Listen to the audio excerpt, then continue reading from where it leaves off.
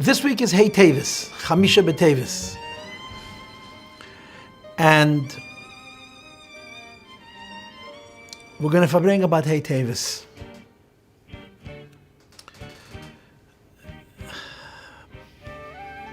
I must tell you that this is a very open forum. A lot of people will watch this video, many more than will visit my website and listen to my audio classes. So there's a bit of hesitation as to what I'm about to do, but we thought it over and we decided, for various reasons, particularly because it's become very clear to us that the favorite feature of the classes that we give are the Farbrengens and the stories, that we should tell the story in Farbrengen about Hey Teves, notwithstanding that the story is really a painful story. In other words, from a perspective of Hasidim, it's a celebration, it's a Yom Tov, it's a Didan Notzach, and so on and so forth. And we're so happy and we're so excited and so on. But to the Rebbe and the Rebbitzin, to whom this entire story was very personal, very deep, it was a very, very painful Liebe Lebenish. I can't confirm, but I heard that the Rebbitzin said to somebody who told her Gut Yom Tov, "Bei uns ist das nicht kein Yom Tov." We don't see it as a Yom Tov. In other words, for Hasidim it's a Yom Tov, but for we meaning the Rebbe and the Rebbitzin, it's a very bittersweet event, because the story of Hey Teves, or Chamisha B'Teves, involves the people closest to the Rebbe and the Rebbitzin, literally, and more importantly, closest to the Frierdiker Rebbe, to the previous Rebbe, and of course to the Rebbe and the Rebbitzin. This is the Rebbe, and anybody that's close to the Rebbe is very important and very valued and appreciated and respected and honored. And this terribly painful, I don't know what word to use, misunderstanding, unavoidable tragedy is a part of what has transpired during the Rebbe's tenure as a leader, and it didn't give the Rebbe any nachas, it didn't give the Rebbitzin any nachas.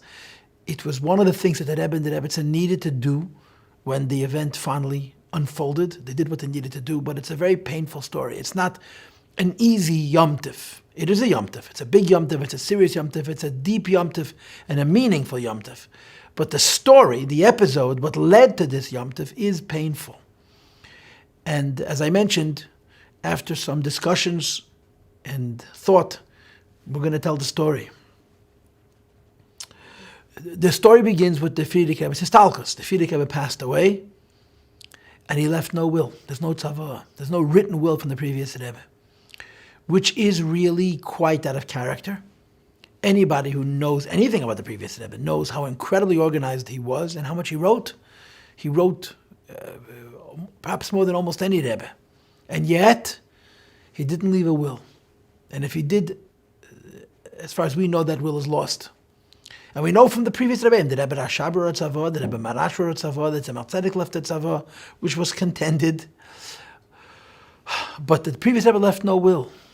And because he left no will, he didn't make clear about succession. He didn't explicitly write on a piece of paper who would succeed him. We know a story, which I've shared with you on a number of occasions, that the Rebbe, the Frierdiker Rebbe, the previous Rebbe, had actually promised the Rebbe's mother, the Rebbe's parents, that the Rebbe would succeed the previous Rebbe. And the story was known in the house. In other words, when the Rebbetzin Chana came to the previous Rebbe's home in Rostov, I guess in Peidal, in 1924, the family members knew of this exchange. It was not a secret, it was well known, because Reb Zalman Gerari, who was a Ben Bayis, knew the story from the time that it occurred. Reb Chaim Lieberman repeated the story, and he was in the home at that time. So it was not a secret that the Rebbe's mother had come to the previous Rebbe and asked for a dowry, which the previous Rebbe said he couldn't afford. And then she said, "I don't mean money, I mean a promise for succession." And the previous Rebbe agreed. And she asked for it in writing, which the previous Rebbe wouldn't give her. And there are two versions as to what the Rebbe said in response to that refusal to put it in writing. in the Sefer B'chol Beisi Nemanu, which is a biography of Reb Zalman Garari, it says that the previous Rebbe said, "Bayun zavart zavart." If I give you my word is real.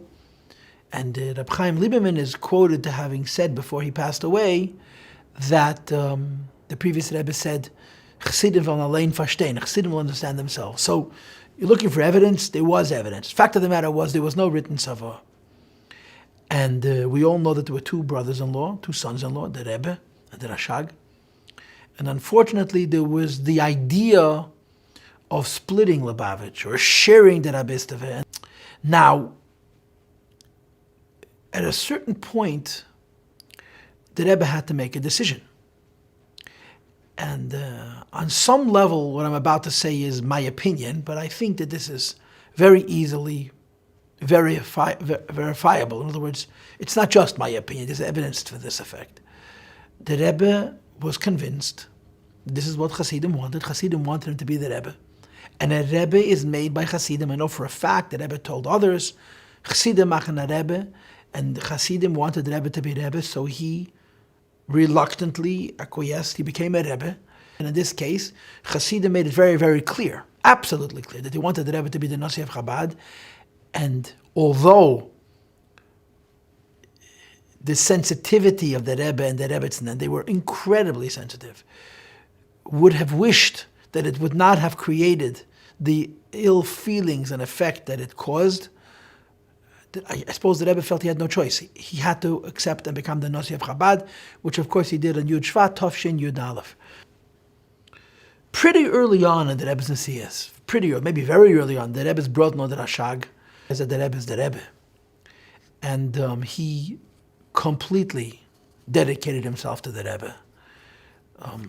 By the time that Rashag passed away, he probably sacrificed more of himself to the Rebbe than any chassid alive. And Zachar Shmei Latev, the Rashag's ultimate dedication, chassidus, to the Rebbe was to the highest level of Mesiras Nefesh. The Rebbe honored that Mesiras Nefesh when he passed away. How the Rebbe obviously went to his Levaya and participated in the Shiva and went to the Hakomas HaMatzeva. The Rebbe honored the Rashag unbelievably, because the Rashag, almost from the very, very beginning of the Rebbe's Nesias, became the Rem Samensh, Rem Sachosid, and that was a very difficult thing for him to do. The fact of the matter is that he did it, and he did it in a quite public way. But let me, so to speak, get you a little bit behind the scenes. There is a story which is true. I know my sources, but I can't reveal them. And watch me get lambasted on the website about Hasidic stories and facts. Okay, just relax. Okay, this is a true story. That the Rebbe was asked about a particular person who was very close to the previous Rebbe, and he worked with the previous Rebbe, who was responsible for certain moistus that carried the previous Rebbe's name. When the Rebbe became Rebbe, how he intended to deal with that individual, and the Rebbe's response was, quote, "Frier wird man als zunehmen, dennoch wird man als abgeben zurück," which means first I'm taking everything away, and then I'm going to give everything back. What this means in the broader scheme is this. When the Rebbe became Rebbe, he didn't want to be Rebbe. There's no question about that. He was a reluctant ascender to the throne of Lubavitch. There's a story which is printed in the Yemei Bereshis, which are the stories that actually happened, which is very remarkable, that Rabbi Groner, Rav Yitzchak David Groner from Melbourne, related that he met Harav Yitzchak Hutner, the Rosh Yeshiva of Yeshivas Chaim Berlin, who had a chavrusa with the Rebbe on Friday nights. The Rebbe used to learn Hasidus with him on Friday nights, in the summer of 1950. And Rabbi Hutner asked him, what's going on in Lubavitch? So he told Rabbi Groner that the Hasidim want the Ramash, how the Rebbe was called then, but the Ramash is reluctant, he doesn't want. So Rabbi Hutner says, don't worry, he'll take the position. He'll become the Rebbe. So Rabbi Groner said to Harav Hutner, on what basis? Why do you think he'll take the position? So he told the most incredible story, that Friday night, Yud Shvat, the priest had passed away 10 minutes late in the morning. The night before, Friday night, Yud Shvat, the Rebbe and him had their chavrusa. The Rebbe was teaching him Hasidus. And in the middle of learning, the Rebbe stopped. And I'm sure these people didn't sit around and speak Dvarim B'Teilim.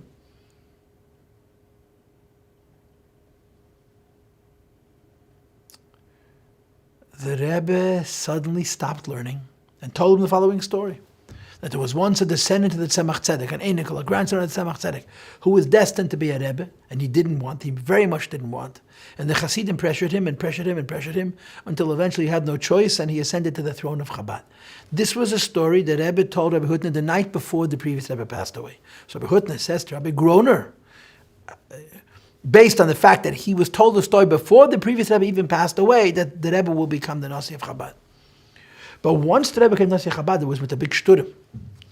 The Rebbe told Rabbi Zalman Garari, he asked him how he wants Kabbalah Sanasiyas to be. In other words, the Rebbe was finally becoming a Rebbe on Yud Shvat, Tov Shin Yudaf, 1951, and he asked the Rebbe how he wishes the occasion of his ascent to the throne of Lubavitch to be, and the Rebbe said, I want it to be in every newspaper. In other words, a shturim. The Rebbe is a person of shturim because you live in a world of shturim, and the Rebbe, if he was going to be the Rebbe, he wasn't going to do it hesitantly and bashedly. He was going to do it with the whole strength of a Shneerson, of a Rebbe, of a Nasi B'Yisrael. And a part of that was taking over Moistis Chabad. And the Rebbe insisted that anybody who worked for the previous Rebbe, who was responsible for a Moisid, and of course Moistis involve bank accounts and finances and property and so on, have to give it to the Rebbe. They will retain their position, but it's going to have to be transferred. There's a new Nasi and there's a new beginning. You stop and you start. And the Rebbe made sure that every Moised Chabad in the world should be his. And we know of stories where certain Moisdes resisted, and the Rebbe went to Dinei Torah. He insisted that any Moised that carries the name Lubavitch and is under the auspices of the previous Rebbe has to be his. Once it was clear that he's the Nasi of the Moised, he gave the leaders of these Moisdes incredible autonomy, but they were his. The one Moised that the Rebbe didn't fight for and never became a balabayas over was the building in which he lived, 770 Eastern Parkway. And the library, the previous Rebbe, which never became the Rebbe's officially, because of this very, very tragic misunderstanding in the family, and the Rebbe was going to do nothing that would in any way, shape, or form embarrass the Rebbitzin, the Chamadina, the previous Rebbe's Rebbitzin, and the family, and that's how it stayed. It's the Rebbe owned Lubavitch, and the building in which he lived was technically not his. The library, which was in the basement of 770, was technically not his. And when you think about what transpired during the Rebbe's Nesiyas, it really is disturbing. The Rebbe printed the Samach Vov from Oksaviat Maitik, from a copyist, from a text of a copyist. He didn't have the original manuscript. He didn't have the Guf Sadat Kedesh. Where do you think the original manuscript of the Samach Vov was when the Rebbe printed the Samach Vov in 1971? You know where it was? It was in 770 Eastern Parker in the second floor. The Rebbe didn't have access. Now, he could have had access if he wanted to ask. But the Rebbe felt he's the Nasi of Chabad. And if he's the Nasi of Chabad, this is his B'Yerusha, it's an inheritance.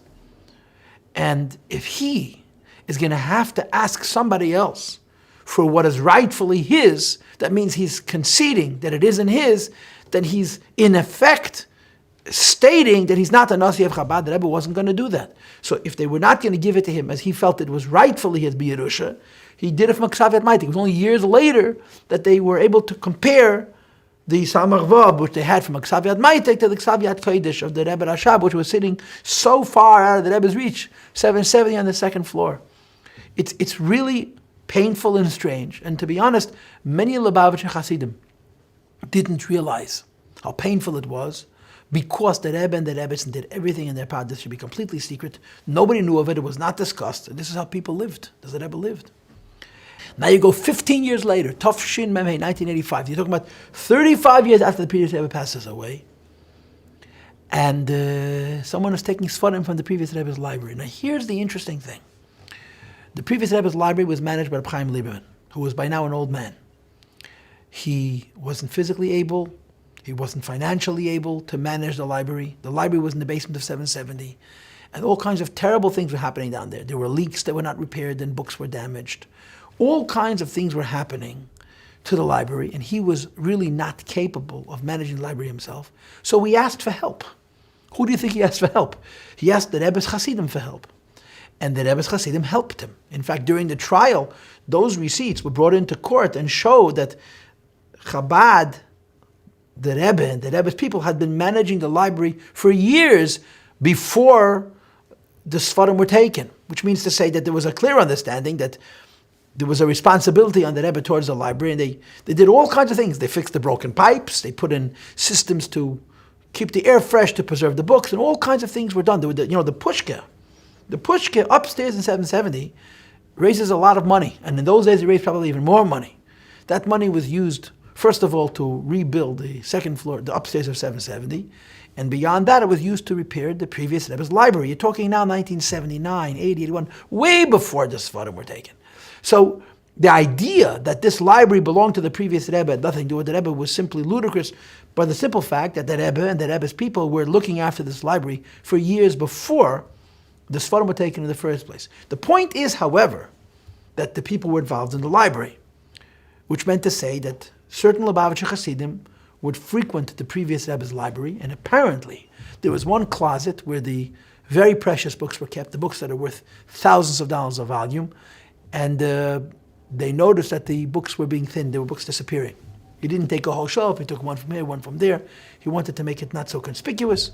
He would come to visit his mother. He had access. He was the previous Rebbe's grandson. He would go down to the basement, and he would take a collection of books, put them in a brown paper bag, and leave. He did this over a course of several months. Once it was noticed that Sfarim are disappearing, very expensive Sfarim are disappearing, the Rebbe was informed. They put in closed-circuit monitoring systems, and they caught him. They caught him on film taking the books. And of course, when it came to trial, one of the issues that was raised is, if you think these books are yours, well, you're stealing them like a thief in the night. Go to court and fight it out. So immediately they put up gates, they deprived him of access. And he started selling books, and he did everything legal, everything kosher. Had the books appraised. Rabbi Bogomilsky has a moidendik ness associated with that appraisal, because he knew a person who knew the appraiser, which allowed us to find out the names of every single sefer taken, which allowed us to keep track of what had been sold, what had already been retrieved, and what was still to be retrieved. Because I think about 400 Sfarim were taken. They sold, I don't know how many sold, 70 Sfarim or something to that effect. I don't know the numbers exactly, but something to that effect. And by the fact that this inventory had been made, that there was a list of all the Sfarim that he had taken, allowed the Rebbe, Agudas Chassidi Chabad, to retrieve these Sfarim, as I'm going to explain later on. And of course there was negotiations going on behind the scenes. The first negotiation was, let's see if we can talk and figure this out. From what I understand, it was quite clear that there was nobody to talk to, that this was no longer an issue of money, it was an issue of pride. And it became principle. From his end, the principle was, they're mine. I'm the grandson of the previous Rebbe. I'm entitled to them. Why should I not take them? And from the Rebbe's perspective, as I'm going to explain later on, these are the Sfarim of the Rebbe. And as long as the Rebbe lives and the Rebbe lives on, the Sfarim are his. And you can't take books that don't belong to you. At a certain point, and I believe it may have been after Yud Beis Tammuz, a lawyer was consulted. And the lawyer said that the first thing that needs to be done is to put a lien on the books, because he was selling Sfarim and it was really causing the Rebbe and the Rebbetzin an enormous amount of pain.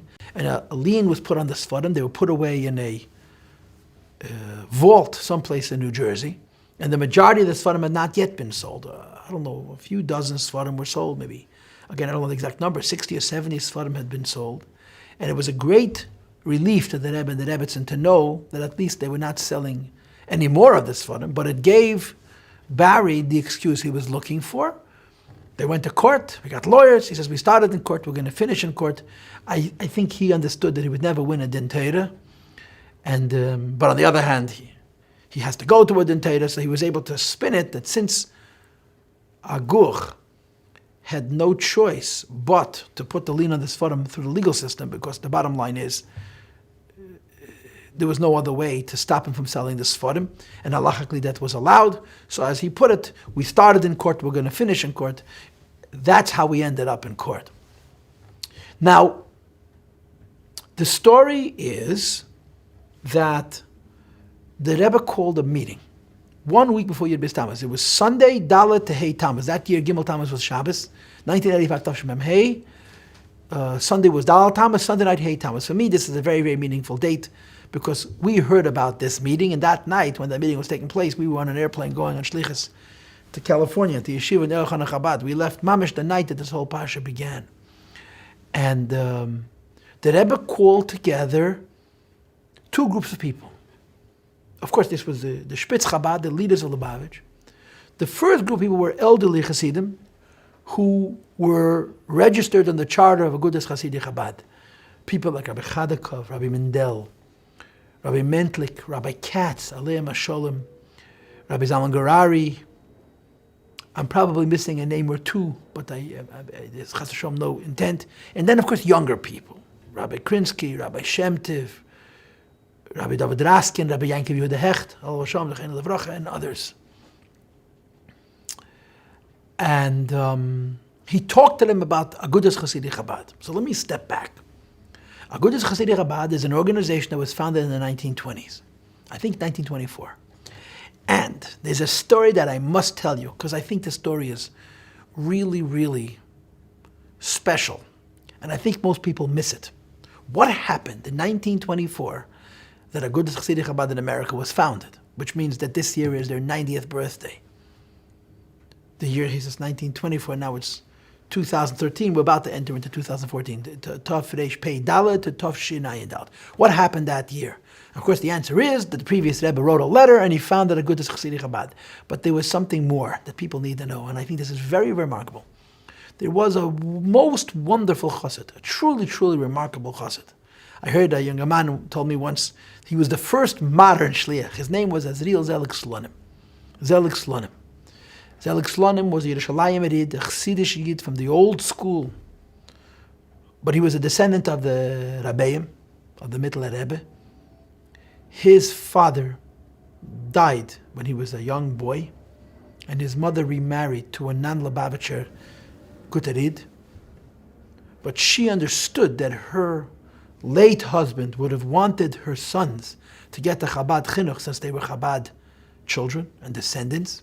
So she had incredible Mesiras Nefesh, and she took her son from Israel to Lubavitch. You're talking in the turn of the last century, 08, 09, something to that effect. Maybe a little bit later, maybe 1910 or 11 or 12. And it was an incredible cost and anstrengenish exertion, but she felt this was the right thing to do. And she brought her son, Zelig Slonim, to Lubavitch, and she deposited him there. And he grew up in Lubavitch. He was a member of the family. He was very, very loved by the Rebbe Rivka and the Rebbe Shtener Sora and so on. And he always was on the border between chassid and family member. He was really a chassid.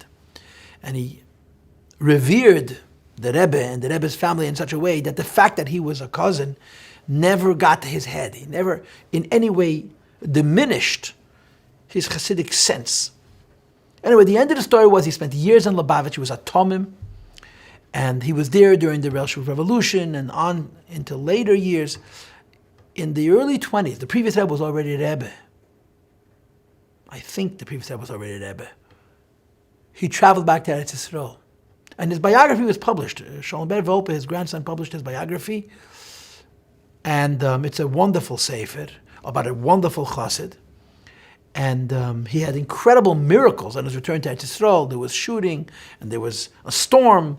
And he told the people that they will all survive, guaranteed, because he had a bracha from the Rebbe, which is in fact what occurred. He came back to Eretz Yisrael and got married.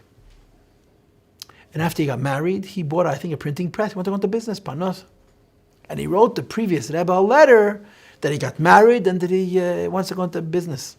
And the Rebbe wrote him a letter, you learn to Tem Chatmimim in Lubavitch. For this, if you learn to Tem Chatmimim, that means you're a soldier in the army of Melchamas Beis David, then you must do something. He was a newly married younger man, sold the printing press he just purchased, and used the money to travel the globe.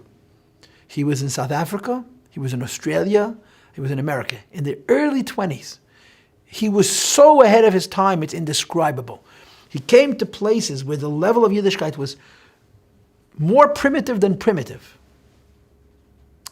And wherever he went, he left an incredible mark.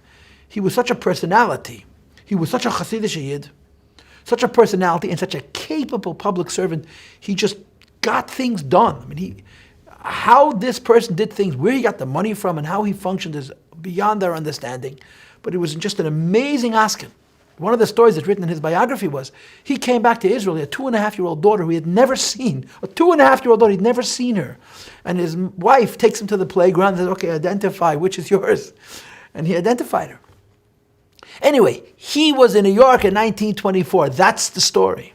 Zelig Slonim was in America, and he had the idea, this is a foresight of a very special Tifa Chassid, that Lubavitcher Chassidim have to organize themselves. And he's on the first charter. His name is on that original charter. He was an Israeli Chassid from Russia, Israel, New York, who encouraged Anash in New York to establish Agudas Chassidim Chabad. The father of the Kramers was involved originally, I think. A Yid named Lakshin was involved originally. At this point, Rabbi Rosenblum, Avraham Chaim Rosenblum was long gone, but I think Reb David Shifrin was from the senior Chassidim at that point. And that's why Agudas Chassidim Chabad started, because one person who was never even officially made a shliach, but he was motivated by a letter that the Rebbe wrote to him, Hazachain, you learned in Time Chetmimim, you got to do something. He literally traversed the globe at an age which was very difficult to do, and it was obviously he wasn't flying. It was a very, very difficult and exhausting undertaking, and he was miyaseh Agudas Chassidim Chabad in America. And for the next 16 years, until the previous Rebbe arrived in New York, that was the official branch of Lubavitch in America, and they did very, very good work. Of course, the biggest things they did was they raised money, and they brought attention to the previous Rebbe. The American Lubavitch was very, very important in saving the previous Rebbe when he was arrested by Stalin in 1927, and then of course bringing the Rebbe to America and saving his life from the Nazis. So Agudas Chassidim Chabad was the official arm of Lubavitch in America, and it did incredible things. Rabbi Yisrael Jacobson is probably the most familiar name who was heavily involved in Agudas Chassidim Chabad. There were others, Reb David Shifrin. He used to raise money for Maimid, and there was a Chabad bulletin. They used to have Farbrengen and all kinds of events, obviously to the extent possible, or to the extent that it was in those years. But nevertheless, Agudas Chassidim Chabad is the official, legal, with all the necessary registrations, representation of Lubavitch in America. When the previous Rebbe came to America, he became Agudas Chassidim Chabad. In other words, the charter was there, the idea existed, but the Rebbe now became the voice of Lubavitch, the head of Lubavitch, the center of Lubavitch. So the leadership of Aguch, not that Aguch disappeared, it became whatever the Rebbe wants. The previous Rebbe was very, very careful. When he arrived in New York, and if you read the transcript of the trial, you see how important this turned out to be, to make everything kosher. Every organization that the previous Rebbe made had to be legal, had to be registered, it had to be, I don't know what word it was, trademarked, they had to have its own tax number. He wanted everything to be kosher, on the up and up. And he put officers on each one of these moistus, and he wanted it to be very, very recognized officially in America. Everything has to be done officially and legally. He wanted everything to be kosher. And of course, Agudas Chassidim Chabad was one of those organizations, in addition, of course, to Merkaz and the others. Now, practically speaking, Agudas Chassidim Chabad fell into dysfunction because the Rebbe was Agudas Chassidim Chabad. Instead, the previous Rebbe made new moistus, and they became, so to speak, the forward presence of Lubavitch. The most important moistus, I don't think there's even a question about it, is Ha-Merkaz L'Inyanei Chinuch, which means the branch of Lubavitch, which is about outreach. And I might as well mention this now. When you talk about Lubavitch and outreach, notice the word chinuch, education. Lubavitch stands for children, education above all else. And Merkaz became the trumpet through which Lubavitch did its work. The previous Rebbe established Merkaz with great Mesiras Nefesh. The Rebbe, of course, continued the work of Merkaz and created this incredible miracle, which is Merkaz today, Shlichus. And as great as it is today, you realize, without much thought, that every year, 2 or 3, it multiplies and doubles and triples. It's incredible, the Today we're seeing the incredible Hatzlach of Merkez, but it's all rooted on the Mesiras Nefesh of the early years. And of course there was the Kahas Publishing House and Machane Yisrael, which was also at one point much more important than it is today. But Aguch became a secondary moisid. Machane Yisrael, during the lifetime of the Frierdiker Rebbe, did much more things than it does now. Machane Yisrael was a clandestine organization that drew fruma people into the work of the previous Rebbe. And there were apparently hundreds of members, and you read the charter of Machane Yisrael, the idea was that frum people should join the work that Lubavitch was doing secretly. Nobody should know who's a member. And it did a lot of good things once upon a time. More recently, Machane Yisrael had a much more limited role. In the very recent years, the Rebbe had the Machane Yisrael Development Fund, which was a way of raising money to do all kinds of good things. But I guess you could say Lubavitch, for the most part, became Merkez. HaMerkaz and Yonei Chinuch. Now, the cemetery, the Beis HaChaim, is under Agudas Chassidei Chabad. 770 is registered to Agudas Chassidei Chabad. So when the Sfarim were taken, and the ownership of 770 and the ownership of the previous Rebbe's library was contended, it became necessary to reestablish the Agudas Chassidei Chabad charter.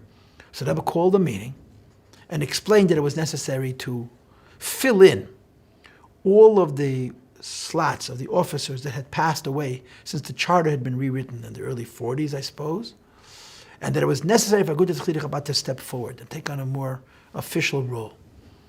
And the Rebbe explained to them what happened with the Sfarim. And the story that goes around is that the Rebbe told them the following. I'm going to ask you a question. Before I ask you this question, I want you to know that my decision has already been reached. But I'm still asking you. I want to hear what you have to say, notwithstanding that I've already made up my mind. And the Rebbe asked basically, should Lubavitch fight for 770 in this forum, or should they settle, compromise? In other words, accept that, in fact, 770 and the Sfarim are not the Rebbe's, but they belong to the previous Rebbe personally, and therefore to his Rebbetzin, and therefore could be distributed by her at the time of her passing, or should the Rebbe fight? And there was a Yid present who answered the Rebbe in good faith, mit den ganzen Tmimus, that he felt that Lubavitch didn't need this kind of press. Lubavitch is a very important organization, and the work Lubavitch does is too important to be distracted by this kind of a nonsense, and he felt that the Rebbe should settle. And the Rebbe's response was very emotional. The Rebbe slammed his fist into the door and said, Nein, will nicht de Sfarim, will de Benkel, which means in plain English, we cannot compromise, because this is not about Sfarim. This is about the seat, the throne of Lubavitch. And here lies the essence of the story of the Sfarim. This wasn't about money, it wasn't about books, it wasn't about a building, it was about the Rebbe. And this was far too important, too sacred to be compromised. If it would have been about money, it would have been resolved. We would probably never even have heard about it. But it wasn't about money, it was about principle. Somebody came along and contended the Rebbe's legitimacy as the Rebbe, and most importantly, as the successor of the previous Rebbe, as the next in line, as the continuation, or as the Rebbe would explain it, that in the Rebbe, the previous Rebbe continues to live. And this was not the kind of thing that the Rebbe could afford to compromise, and that's why the story of the Sfarim unfolded the way it unfolded. The following Sunday night was Yud Beis Tammuz, and the Rebbe spoke about by Farbrengen, went public. And he told the story. Someone stole Sfarim, and he mentioned the Hashgacha Pratis, that someone else had tried to take Sfarim, and they were caught, and as a consequence they were paying attention, and therefore they caught this intruder, and that the way that I put it, the previous Rebbe was watching his own library and protecting it, and the Rebbe argued that the Sfarim and 770 were the property of every Lubavitcher Chassid, and therefore every Lubavitcher Chassid had the personal obligation and right to contend, to object to the fact that the Sfarim were taken. Now I want to tell you something. I was in California that Sunday night at Beis Tammuz. I remember watching the Farbrengen on cable. And the way the Rebbe explained the story at the Farbrengen was very ephemeral. It was very esoteric. It was very difficult to understand what he was talking about, what he meant. And to be sure, we know from documents that have been published by people very close to the Rebbe, where the Rebbe wrote very strong notes because the Rebbe was frustrated by the fact that people did not understand him. People didn't know what the issue was. Because the Rebbe spoke on two levels. There was the mystical version of Parshas HaSfarim and the practical version of Parshas HaSfarim. And they're not inconsistent. They're in concert. They're a hand in a glove.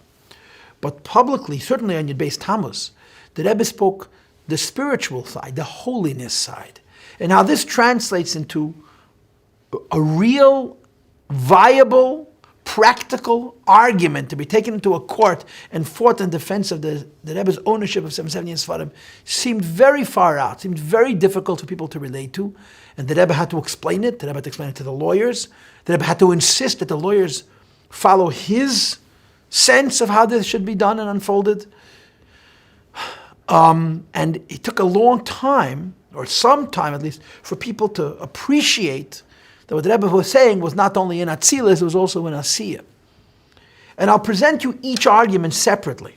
What the Rebbe spoke by the Farbrengen of Yud Beis Tammuz was, in short, the previous Rebbe is still alive. And you cannot distribute the estate of a living person. It's as simple as that. There was a Levaya, there was a Histalkus, and there was a Levaya, and in the words of the Rebbe, touching a book is another Levaya. It's like Chas v'Sholom affecting the Rebbe again in a way of the opposite of life. But the Rebbe made it very plain that in his opinion, the previous Rebbe lives, and you cannot steal, take books and call it an inheritance of a person who's still living. And the Rebbe used very powerful expressions like "Men reißt lebendige Sticker Fleisch von a lebendiger Mensch." Taking these books is like cutting pieces of flesh from a living person. And the Rebbe explained how precious the Sfarim were to the previous Rebbe and how much Mesiras Nefesh. He literally gave away bread money and medicine money to buy these Sfarim because they were absolutely priceless to him. And moving a Sefer that the Rebbe had placed here to here was physically painful to the previous Rebbe. And the Rebbe insisted that the previous Rebbe is still alive, and therefore you cannot distribute the estate of a living person. How are you supposed to argue that in court? What? Now, of course, the issue is, as the Rebbe explained it so clearly, is Ma Zarei B'Chayim Afu B'Chayim. The previous Rebbe lives in every chassid. The entire relationship between Chassidim and a Rebbe is like a melech. The nigla of a melech, the law of a king. The king is the most powerful man in the country. He doesn't even own the bed he sleeps on, and the wagon and the chariot he drives, and everything is everybody's. He belongs to the people. And of course, all of us know the famous observation that the Rebbetzin made in her deposition, which was so decisive in how the case was fought in court, where she said, the books belong to my father, and the books belong to the Sfarim. This wasn't only some kind of a poetic response. It was the truth. It summarized in the most concise words the absolute fact about the nature of the relationship between a chassid and a Rebbe. A Rebbe is the most powerful. A Rebbe is a Rebbe. He's a king. Nobody questions him. Nobody doubts him. Nobody challenges him. He's a Rebbe. But the nature of the relationship between a Rebbe and his flock and his chassidim is that he belongs to them. Chassidim make a Rebbe, as I explained to you in the very beginning, how the Rebbe understood Chassidim make a Rebbe, and the Rebbe is the king. Melech paid its geder, but his entire identity is Chassidim. And the Rebbe goes on to say, Zarei B'Chayim Hu B'Chayim, as long as the Chassidim live. And of course, live doesn't mean biologically live. Live doesn't mean legally live. Live means live in the spirit of the Rebbe. If you follow in the Rebbe's ways, and you continue doing the things the Rebbe taught and inspired and led, and the path he trotted out for Chassidim, as long as the Chassidim are following the ways of the Rebbe, Hu B'Chayim, the Rebbe lives on. And the Rebbe made this very powerfully clear in the Farbrengen of Yud Beis Tammuz, and there were several other occasions afterwards during the next short period of time, a week or a couple of weeks. The Rebbe spoke, I think, 4 times publicly about the Sfarim. And this was the position, that the reason the Sfarim and the building of 770 do not belong to the family is because the Rebbe, the Friedrich Rebbe, is still alive, and he's alive in every single chassid. And I remember the Rebbe speaking so painfully about, the Rebbe said, this is not my responsibility. This is the responsibility of every chassid. Every single paper and every single sefer in the previous Rebbe's library, every single brick in the building of 770 is the property of every Lubavitcher chassid. We are all Agudas Chasidei Chabad, the members of the Chabad family, and as long as we are following the ways of the Frierdiker Rebbe through the Chassidim the Rebbe lives, and since through the Chassidim the Rebbe lives, you can't divide an estate of a living person. This was the mystical argument. And of course the Rebbe went into the idea of a tzaddik, and how a tzaddik's life was never physical. What Alter Rebbe says in the Ger Zakedesh Chav Zayin, the type of a tzaddik is emunah and yira and ava. The life of a tzaddik was never defined by physiology. It was always the neshama, and the love of God, and fear of God, and faith in God. And like the Alter Rebbe says in that letter, that a tzaddik who lived, and shava chayim l'chol chay, any person who lived in the spirit of the tzaddik, during the biological lifetime of the tzaddik, shavak chayim l'chol chay, he leaves from the life of the tzaddik and that living person. And as long as there are living people traversing this earth who are following in the ways of that Rebbe, in them the Rebbe is living. This is, I suppose, in short, the spiritual argument, the neshama argument. And that's what the Rebbe spoke publicly, Yud Beis Tammuz. And you can understand that you're watching this. I was not in 770, I was watching it in yeshiva, on the screen, and you're firstly trying to figure out what the Rebbe was talking about. It took us a while to discover that it was the Rebbe's grandson, the previous Rebbe's grandson, who had taken this for him, and it was very difficult to understand how this argument, this ephemeral, this spiritual, this mystical argument that the Rebbe is alive is going to get you the books back in a court of law. We were all very upset. We didn't know how to deal with it practically, of course. But then there's the practical side of this. It's the same argument from a different perspective. And the practical side of this is the idea of community. Tzibur. People die. Communities don't die. You know, the halacha in a shul. You build a shul in a city like New York, the halacha is that shul doesn't belong to every New Yorker. That shul doesn't belong to every person who's a member of that shul. That shul belongs to every Jew in the world. Because since you're building in a big city, which is frequented by others, if you want to sell that shul, you have to have permission from every Jew on the planet, because everyone owns it. It's community. Communities don't die. And the argument was that the Sfarim in 770 were communities. It was every Lubavitcher Chassid's. In other words, the parallel, the practical side of Zarei B'Chayim, of Hu B'Chayim, that as long as the Rebbe lives, as long as the Chassidim live in the ways of the Rebbe lives, was the idea that this is not the property of one man, it's property of the whole community. And of course the counter-argument is, and it's a pretty good counter-argument, would any Jew question what the previous Rebbe did with those Sfarim? If the previous Rebbe wanted to sell a sefer, give it away as a gift, would anybody doubt it? Anybody question it? He was the Rebbe. He can do what he wishes. And everybody recognized that, and everybody was happy that this is the way it was. And the Rebbe said, that's right. The previous Rebbe can do with the library as he wishes, but he was doing it on behalf of every chassid. He was the Rosh B'nai Yisrael. He was the head of the community of Chassidim. And like I said to you before, a melech is the most powerful man in all of Israel. And he literally belongs to the nation. And as the Rebbetzin put it, the Rebbe is the head of Agudas Chasidei Chabad. And so to speak, he belongs to the Chassidim, and he's free to do as he wishes, with the sanction of the Rebbe. But as the Zarei B'Chayim, it's the community that is in possession of this wealth, of this property, of these books and this house and so on. And this was the position that Lubavitch took.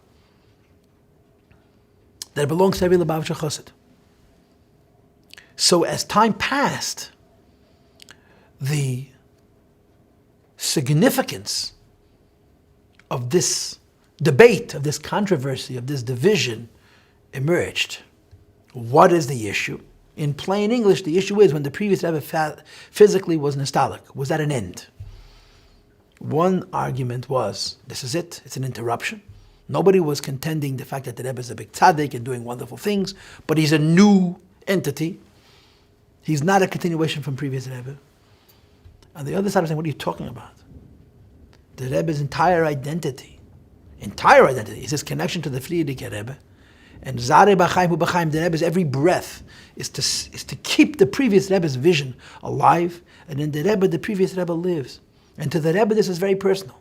Because if you cut off the Rebbe from the previous Rebbe, the whole business of Lubavitch and Abisteve means nothing to him.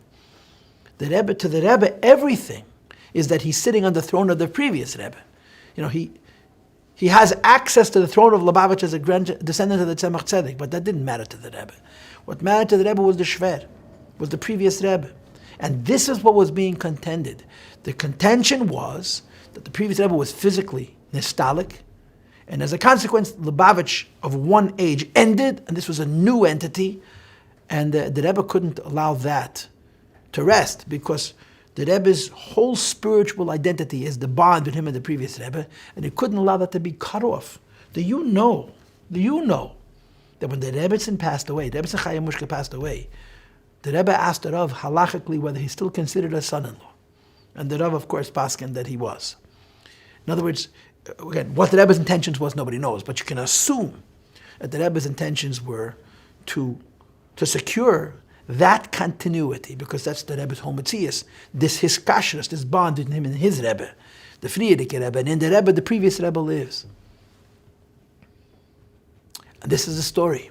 These are the two sides.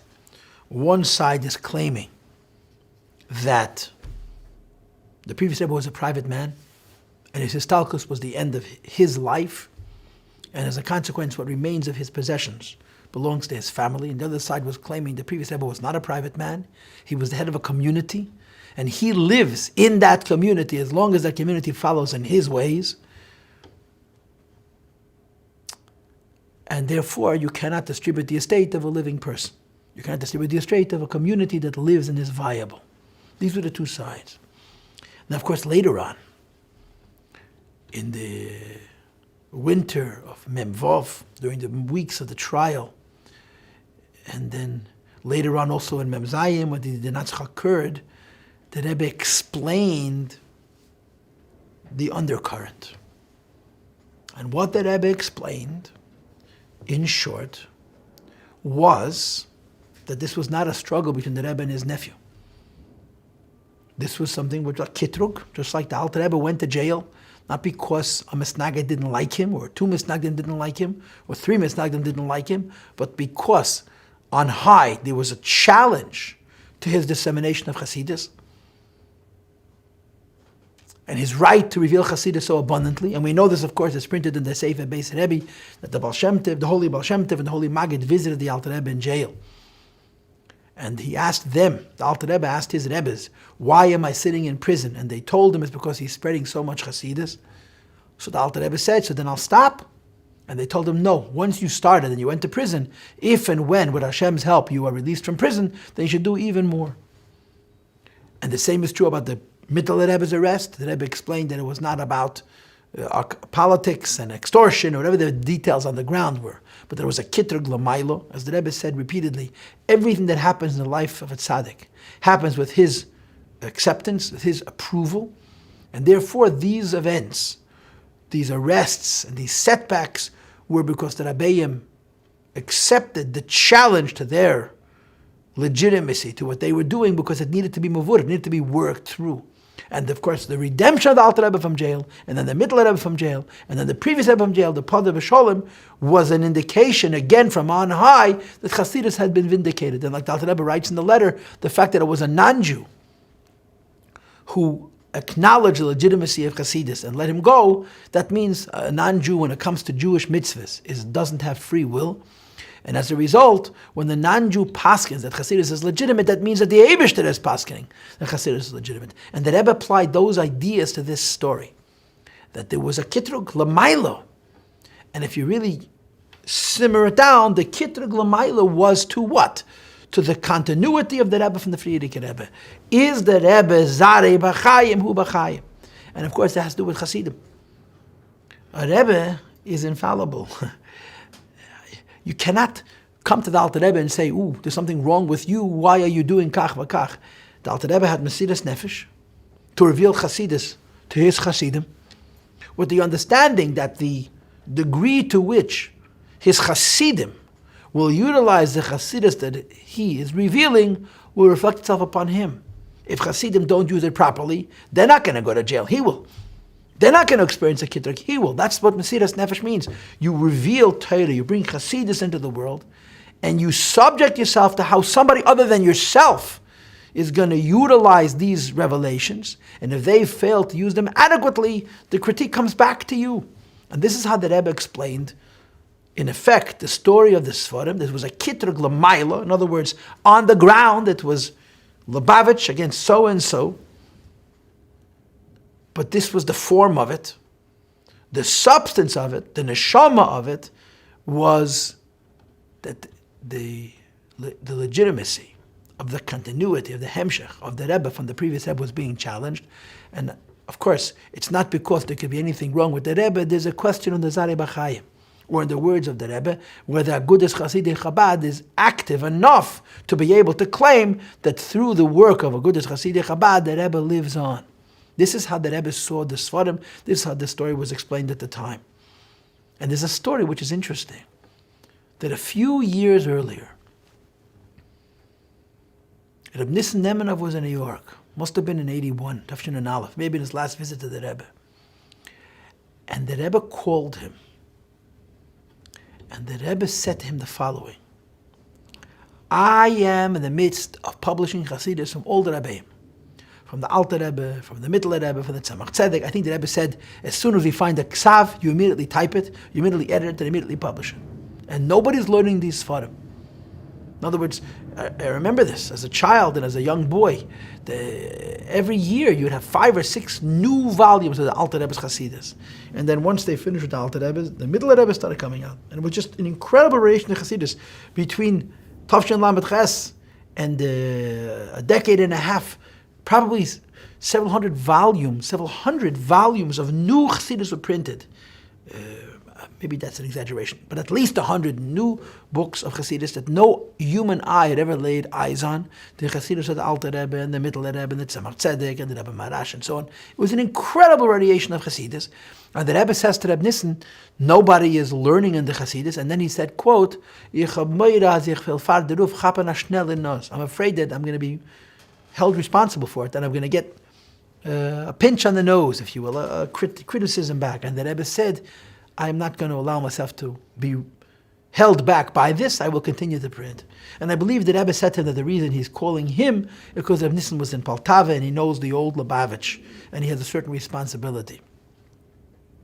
And evidently, this Schnelle Nuz, of which the Rebbe spoke in Tafshin Nun Mem Aleph, was this Sfarim. In other words, to the Rebbe, although on the ground he was in a struggle with his nephew, which, as I told you in the very beginning, was so painful, so personal, so not easy and comfortable. But on a spiritual level, the Rebbe was fighting a kitrug, which was questioning the legitimacy of how he is the continuation of the previous Rebbe, Zarei B'Chaim Afu B'Chaim. And again, there's no question that this is not about the Rebbe per se, it's about how the Hasidim carry out the Rebbe's work. Which is why the Rebbe's reaction to this episode was to increase the output of Hasidus, to increase the output of new initiatives and ideas in spreading Hasidus and spreading Yiddishkeit all over the world. During those couple of years, the Rebbe did many, many original things, Beis Chabad and many other things, particularly during the weeks of the trial itself, which I'll get to later on in Mitzvah Hashem, all to guarantee the Zarei B'Chaim. In other words, the more good you do, the more you prove to the heavens that Zarei B'Chaim, that the Rebbe lives in his Hasidim who continue in his footsteps. And as a consequence, on earth, the Kitrug is removed, and then the Sfarim and the building of 770 are no longer contended. This is, so to speak, the neshama of the story of Teves. And of course, the Farbrengens that went on after the Danotzach talked about the fact that there's a Sikha from the Rebbe Rashab, I believe, who explained that because Chasidus is so deep, the contention to Chasidus had to come from a God will be Yisrael, from Fruma Yidden, from Erlich Yidden, from Gedeli Yisrael. And the discussion goes on that when the previous Rebbe was arrested, it had to be from descendants of Hasidim. And in this case, it was literally the Rebbe's own family. In other words, the issue on the table was so deep. The Zarei B'Chaim Hu B'Chaim, that the Rebbe is the previous Rebbe, and the new Guf was so deep that it came mamish from the Rebbe's family. In other words, only such a koyach could challenge could counter this idea.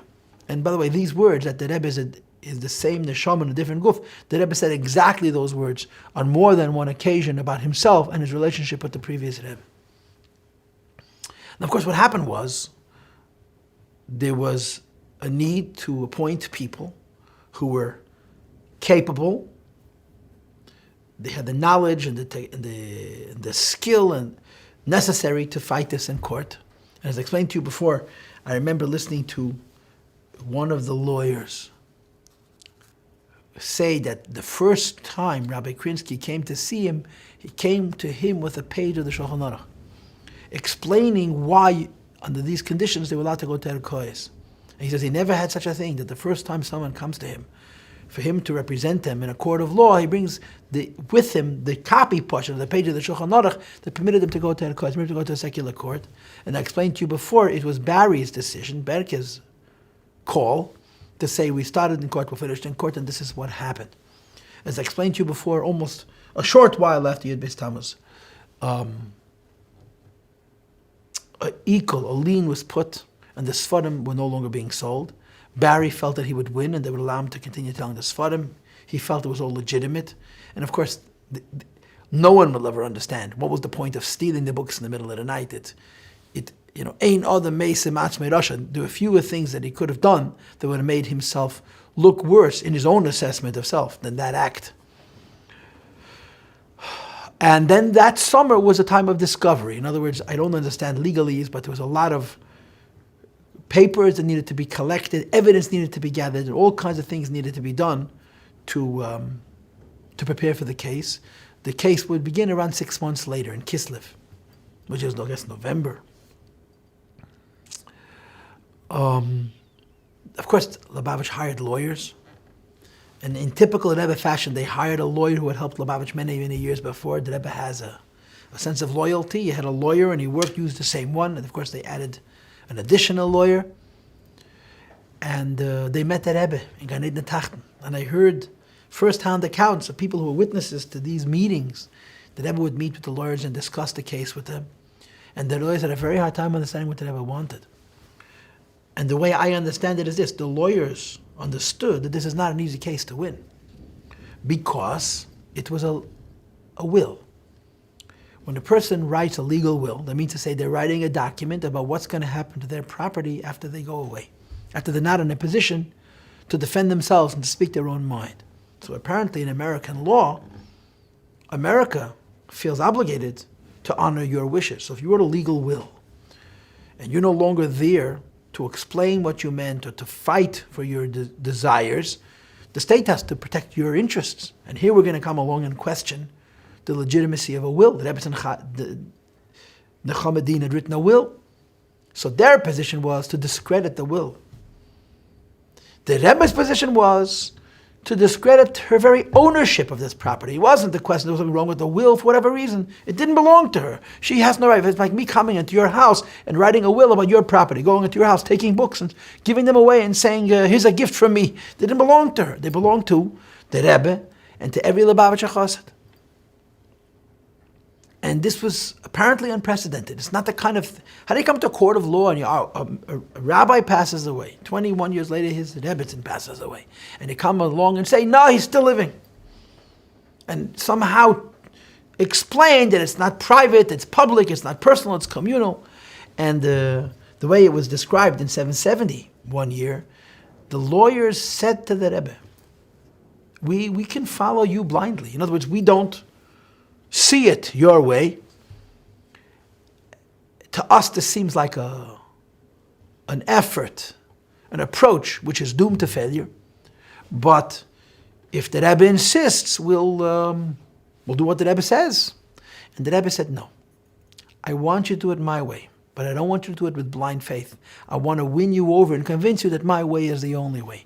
And apparently it took some time for the lawyers to see it the Rebbe's way, and they did. They fought the case on these bases, that this is not a question of the legitimacy of the will, it was a question of ownership. It belongs, and will always belong to every Lubavitcher Chassid. Every Lubavitcher Chassid is a member of Agudas Chasidi Chabad, and as long as we are Chasidim, and Chasidim doesn't mean you carry a badge, but that you go in the ways of the Rebbe and you continue the work of the Rebbe. You are an owner in the Rebbe's life. You are the Rebbe's life, and the Rebbe lives in each chassid, and therefore 770, the Sfarim, and all the rest is yours. There's an interesting story. Now, lawyers, of course, are into collecting papers. So when the pre-trial discovery stage was done, they collected a cart, hundreds and hundreds of documents, all kinds of letters and so on. The Rebbe met them in the Gan Eden HaTachten, right outside his room, Gan Eden Helyon, with one piece of paper. A letter written to a bibliographer, I believe, a person who was in charge of a library, a bibliothèque, called Marx, if I'm not wrong. I believe it was written in the 1940s. And in this letter, the previous Rebbe explains the purpose of his library. That it is the property, it's the sacred trust of a Lubavitcher Hasidim, and that it is meant to be used as a library for research and things like this. And the previous Rebbe makes it very, very clear that it is public property. And of course, the Tzaddik Keneged, the other side, argued that the letter was less than honest. And during the course of the trial, some people were asked very pointedly if the previous Rebbe was capable of telling a lie. There's actually a letter from 1939 that when the war started, the Rebbe wrote a letter to Agudas Chassidic Chabad in America, saying in quotes, the books which you lent me, I no longer have use for, and I can't keep them. Please take them back. In other words, indicating that the books always belonged to Agudas Chassidic Chabad in America. And of course, the opposition argued that this was said as a way of saving his Sfarim, and it was less than truthful. But it was established by everybody in the court of law that the previous Rebbe was a very big tzaddik and incapable of telling a lie. And he said it because it was true. It belonged to Agudas Chassidic Chabad. And Agudas Chassidic Chabad is every chassid. In any case, it took about 6 months for all this evidence to be collected. And there was a 3-week trial. Now, I missed the entire story. I went off right when it started. I was away on Shlichus. But a Lubavitcher chassid who was alive 25 years ago could have been deaf, dumb, and blind and known what 30 years ago what was going on. And there were so many incredible hashgacha pratis in the trial. First of all, it took place in Kislev, which is, of course, to the Rebbe, Chedesh Hagiyula, the Chassidish Chedesh, the month of Chassidus, the month of redemption, and all good things is Kislev. And it took place, if I'm not mistaken, over 3 weeks, which included Tes Kislev, Yud Tes Kislev, Chanukah. From the Chassidic perspective, the optimum time of the year. Couldn't have had a better time. And every day the courtroom was full of Chassidim who came to show support, and the lawyers would say later that it really did help them. And it was all kinds of witnesses brought, and so much of the history and the inner workings of Lubavitch were exposed. And the Rebbe would say later, people shouldn't waste their time reading the transcript of the case. But apparently, I've never read it, I don't own it, but apparently there's a lot of very, very interesting pieces of history about Lubavitch recorded in all of these proceedings. But there were a few remarkable events, and probably the most remarkable is the following. They deposed the Rebbetzin, as we know. And by the way, the Rebbetzin deposition, which lasted a very, very long time. In the very, very beginning, she was asked by her own lawyers, by our lawyers, whether the books belonged to her. And she said no. And the lawyer asked her, why wouldn't you think the books belong to you? She says, it never crossed my mind. They didn't belong to me. They didn't belong to my father. She said, my father owned nothing. Talis and Tefillin Efshir. Maybe he owned this Talis and Tefillin. She said, it never for a moment entered into my thought that this was private property. It wasn't mine. I didn't think about it. And of course, the Rebbe and the Rebbetzin and her sister were incredibly close. And one of the terribly painful aspects of this whole episode was this division between these two very, very close sisters. And she made it very clear to her sister that she was not going to discuss the Sfarim with her. She used very, very strong language, which is difficult even to repeat, to make it very clear that this was off limits, that she would talk to her sister, but not about books. It was none of their business, and they were not going to share it. But the Rebbetzin saw it the Rebbe's way squarely and stood with the Rebbe courageously, unbelievably. But they also wanted to depose the Rebbe. And the point of deposing the Rebbe may have had various purposes, but there's no doubt that there was an element of punishing him, of embarrassing him, just humiliating him. And there's different versions. One version is the Rebbe said, I don't mind testifying, but what are the Bachram going to say? I heard from Yudel Krinsky once that he said that the Rebbe actually told him that he doesn't mind going to testify. And Rabbi Krinsky said to the Rebbe, Chosid says to his Rebbe, B'shom Eifem, that's not going to happen. And it was a very difficult issue. And our lawyers argued that the Rebbe is not well enough to come to the court and testify, and that would affect his health adversely. So the other side came along with a Gavaldic argument. They went into 770, or someone represented them in 770, and they collected 1 week's worth of material that the Rebbe produced in Siches, Yiddish, Hebrew, Muga, Bilti Muga, Maimer, Sicha. I mean, so much, in those years, so much Torah was coming out of the Rebbe. It was like a fountain. And he brings it into the court of law and puts it in front of the judge and says, look, tell me this is a sick man. This is 1 week's worth of material. New Torah. In other words, he's a very healthy man. He's incredibly robust. Look at his output. So the judge asks their lawyers, what are in these papers? His speeches, his talks, his opinions. And he explained that the Rebbe talks about all kinds of different things. And the judge asked if all of his opinions are in these papers. And the lawyer said yes. Does it include his opinion on the books? And the lawyer said yes. So the judge says, well, if his opinions on the books are in these papers, why do you have to bring him into the court? You can just read what he wrote in his books, what he said in his speeches. And that's the way it stayed. The Rebbe was not asked to come and testify. It was an unbelievable mess. The judge was a non-Jew. And this is, it's mamish, it's a nes shalei amalom b'teva. This argument that the judge puts forth that the Rebbe's papers can represent him because everything he holds is written in his papers it's mamish l'mayla min ateva. It's such and it's of a napechu, the very same position that was meant to be used as the basis for bringing the Rebbe into the court and embarrassing him turned out to be the basis for the nes. And the Rebbe didn't have to come testify. I was living in Los Angeles at the time. And one afternoon, they took aside the tables, they hired a band, and we pushed, sang and danced. This was Yud Gimel Kislev, 1985, Tov Shin Mem Vov. Apparently, it was enough in the Rebbe pushed to celebrate this incredibleness that the Rebbe was not made to testify, because all of his opinions were written on the papers, brought into the court by the opposition to prove that the Rebbe needs to come and testify. And for 3 weeks, this trial went on. The Rebbe was very preoccupied. The Rebbe went to the Ohel every single day during the trial.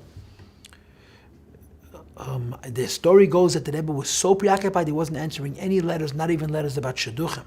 And that a couple had dated and they'd written to the Rebbe and they waited, I think, a week. And there was no response, and they decided to not get married. Apparently the Rebbe's not answering, that means the Rebbe doesn't approve of the Shidduch. So they wrote to the Rebbe to inform him that they're breaking off the Shidduch, and the Rebbe immediately sent him out a Mazel Tov. He was completely preoccupied. Every day today, his whole life was this for him. And you know what? He didn't speak a word of it publicly. There was an event that occurred, which was tragic, and the Rebbe never again, for the very, very beginning, the Rebbe spoke about this Sfarim, I think, 4 times in the course of a week and a half. But then he never spoke publicly about it again, never. And it seems reasonable to assume that if not for that event, the Rebbe would have talked about it all summer. But he didn't. There's very wonderful siches during Chanukah, Memvov, and then, of course, Hey Teves, Chamisha B'Teves, and then the days after, Mem Zayin, where the Rebbe developed and explained the entire event of the Sfarim. But he always explained it in the more spiritual sense. That there was a kitrug, and that the kitrug had to be resolved, and not ever again about the seriousness of so-and-so taking the Sfarim, and in the Rebbe's words, taking living pieces of flesh from a living person. So the trial lasted about 3 weeks. And we argued with the Rebbe wanted the trial, the lawyers to argue that it belonged to everybody, every Lubavitcher Chassid. And again, as I mentioned to you before, there's 2 aspects to this. The mystical aspect is, Hu B'Chaim, the Rebbe lives. The Rebbe lives. Where does the Rebbe live? In Zarei B'Chaim. Every single chassid who's Heilig Be'er Chesed Netzach Salavod is the Rebbe's life on this earth. And therefore you cannot divide the estate of a living person. And the practical argument was tzibur le'batel, it's communal, it belongs to everybody. And then we waited for a verdict. It took exactly a year till Chamisha B'Teves the following year, Tafshin Mem Zayin, 1986, when the judge gave a verdict which gave Lubavitch everything. There was no settlement, there was no compromise, gave Lubavitch everything. Now obviously there's much more to the story, and Emir Hashem will do this. We'll continue the story next time.